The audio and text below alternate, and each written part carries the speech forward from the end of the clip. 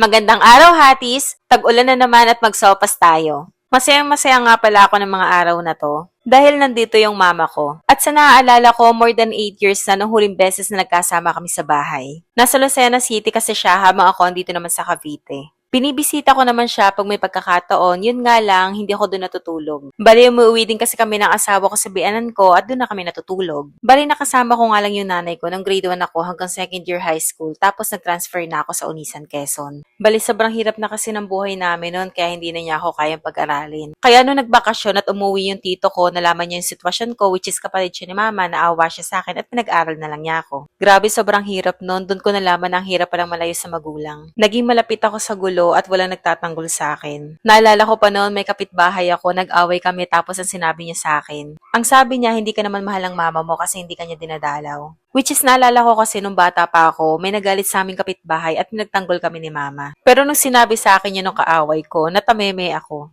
Ang alam ko, hindi na ako nakasagot, umuwi na lang ako at umiyak. Kasi totoo, hindi niya nga ako nadadalaw.